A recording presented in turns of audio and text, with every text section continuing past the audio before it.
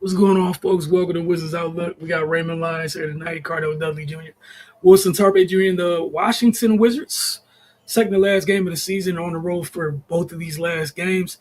Took on the Chicago Bulls tonight. The Bulls took the season series from the Wizards with a 119-89 win. Ray, we'll start with you, and then Cardell, your thoughts on this one, where we saw Washington, that second and third quarter, Chicago. That's where they had their separation. Yeah, those middle quarters, turnovers started to pile up. Chicago took advantage. They started finding their offense, and the Wizards just never responded. You know, we it, it's like when we talked about throughout the season that when things start going bad, they just snowball out of control. That's pretty much what we saw here. Um, and I mean that most of these guys are already on vacation. If we just keeping it a buck. A couple guys still competing. Champagny still keeping the energy level up. Bub, Vucevic was engaged this game. But yeah, outside of that, and of course, Keyshawn tweaked his ankle. But yeah, outside of that, man, they just out there getting cardio. It's the end of a long season, and the Bulls are still got something to play for. So so they were locked in. They just took advantage of the situation basically. But yeah, man, once the Bulls turned up the defensive intensity, started getting turnovers, getting out on the open floor, things just opened up, and it was a wrap from there. Cardell. Yeah, man, just a couple things that just jumped out right away. The fact that the Wizards in the first half didn't have a free throw attempt is just mind-boggling to me. An NBA team didn't take a single free throw, but they took 22 threes, only made five of them. It's just a microcosm of what we've been seeing all year. You know what I'm saying? And meanwhile, the Bulls got to the free throw line 15 times in the first half, made 13. That's how they were able to build that big lead. Like the lead was literally 15 at half, with the Bulls leading 58-43. Um, the Bulls got whatever they wanted for the most part, working through Vucevic, who put on the clinic. It goes back to what we've been saying about the Wizards young bigs, man. That, this summer they definitely got to get stronger. They have to bulk up, so that way teams won't be able to just take advantage of them inside like they do, like they have been doing throughout the season. Vucevic in the first half, man, he had 11 and 8. He had 11, 8, and 4 in the first half, 5 of 9, and he didn't even attempt a single free throw, which means he was scoring at will, and there was no resistance at all. It wasn't no contact. It was just easy.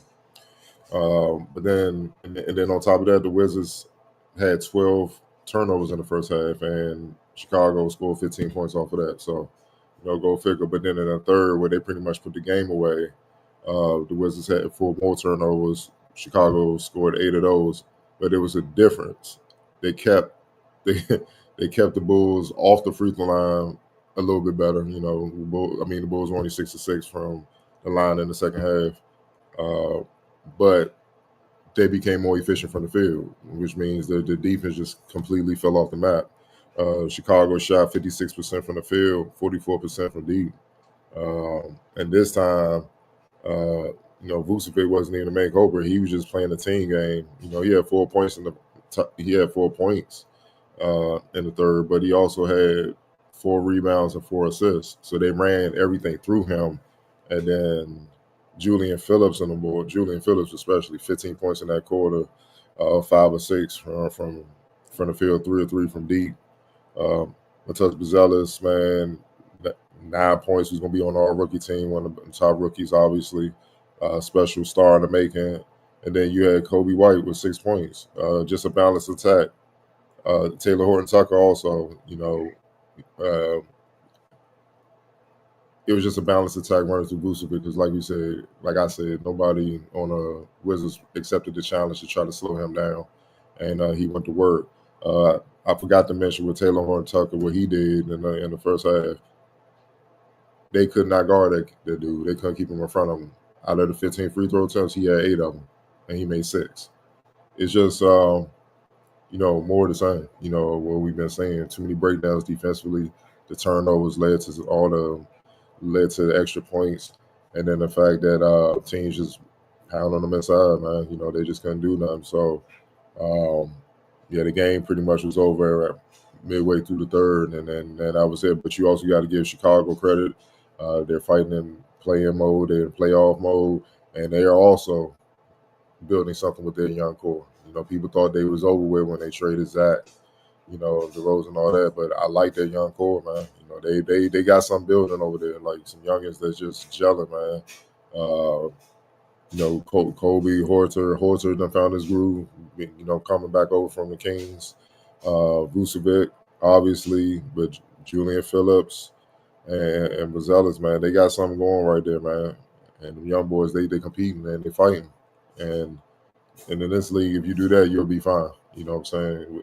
And especially in the East, man. So they kind of in the same boat as we hope where we want the Wizards to kind of be next year. You know what I'm saying? It's kind of looking at the Bulls now. That's where we just like, all right, Wizards, this is the goal, if not better.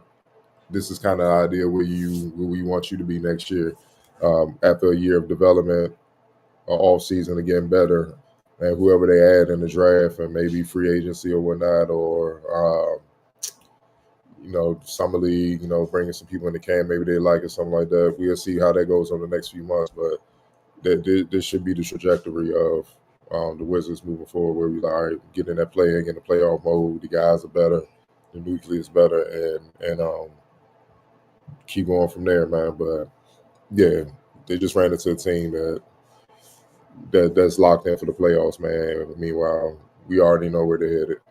Cancun. I don't really have much to ask. Like you said with Chicago, talking about Uzelis, who's been amazing this year, and then Phillips is his second year. Again, it's a great. There's been several teams we could look at throughout the season. I know we talked about some of them in the past. As the season is going on, Orlando being another one of those teams where if you get a good core of young players, you're able to take. There's a map to take the proper steps forward to start being competitive and competing for the playoffs. Like, shout out to Chicago. They really were after it tonight, trying to secure not the fall in the standings. We know the play-in 10 spots now in the playoffs because of the play-in. They did a great job to make sure they were trying to secure ninth. I know it doesn't seem a lot in the grand scheme of things, but as you said, they let go of players far higher on the totem pole off the roster, and look where they're at. They didn't bottom out after letting them go. So credit to them for that. That's huge. And for Julian Phillips, an example, 23 points, 9 rebounds, and a steal tonight. He's averaging 4 points a game this season. Just taking strides. And like you said with Buzelis, he's been on one since he's been flashing since the year started. Like special. Like immediately. Special, bro. Immediately. I don't think people understand how big he is too. He's athletic, he's versatile, he can do he's 6'10". He's 6'10". Like he reminds me of a lot of AK-47, but he can shoot better. You know what I'm saying? Like AK-47 was a versatile, strong ass defender like him. Just do the intangible things, can rebound, facilitate, but he couldn't really shoot the ball that good. Was zealous. He got that edge on him right out the gate. And obviously playing for the Ignite team, that helped out kind of get a feel for the NBA game, playing against G League competition. So he came in ready to go, man. But yeah, he's super talented, man. I love his game and how he can impact both ends of the floor, man. So like I said, Chicago got a young core that's wrong, and that's the thing about this league. We've always heard it's a young man's league. You know what I mean? So you could be look. I mean, we think about over the last few seasons. Phoenix was one of them teams. They up and coming. They in the final. They up and coming. Memphis up and coming. They the team and all that. Like certain teams, you saw. All right, they right there on the verge, and then next thing you know, it's like some other young teams don't pass them up because of in the turmoil or just maybe some mishaps or something like that. Unfortunate luck or whatnot. Now these young teams are on the verge of taking that lead, and The established teams, if you're not on your game, they're gonna pass you up, and that's what we're saying. So hopefully, after this offseason, the Wizards can be one of the teams we talking about as one of the young teams that's about to pass up a lot of teams and get back in the playoff mix. And like you talk about Bazelis, his size, Phillips' size, and that's one of the things Washington has going for them. A couple of these other teams, they have a couple of those guys. Washington has, they have a, they have a horde of those size players in terms of the bigger guards and bigger wings. So yeah, like you said, that there's several blueprints. This offseason is going to be key for them. That's a player of the game for you guys. Vucevic, 15, Right. 12, and 8. Ray, any arguments? Any other candidates? No? No, I gotta rock with that. I mean, it was a understated game for him against the Wizards, but he still controlled the game in every aspect. All right. X Factor. Phillips, easy. Phillips, 23, 23 and 9, 7 of 11, 3 of 6 from 3. Flawless, damn near flawless night. No turnovers either. Plus 25. Across the board, positives. What more can you ask for where you got the youngsters, their play kind of peaking at the time of the year when you need them to, right? That's the point of it. It's about Phillips tonight. Zealous, I think in the last 10, he's averaging like 16 and 7. As he got, like we said, they're fighting for the state of play in, getting ready for the postseason. What more can you ask for your youngsters? And just think about how the league works. Patrick Williams was that young guy a few years ago. He was the one they was like, he the next one. And Bazelis kind of took that spot. You know what I'm saying? It's just this league, bro. You gotta be ready to go, bro. You gotta be ready to go, man. And you only get so much time before, all right, we gotta move on. And you know what I'm saying? You gotta stay ready.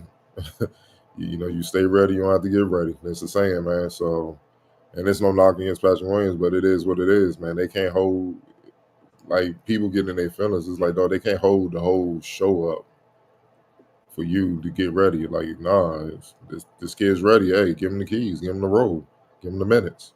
It's as simple as that. And shout out to those players for seizing the opportunity. Opportunities there. You got to step up and take it too, right? So a team can pivot. Right. So credit to them for that. That said, we appreciate you guys. We'll check in with you guys for the last time for the Wizards this season, Sunday afternoon. Stay in their season in Miami. So see how that goes. Another playoff team. Y'all have a good one.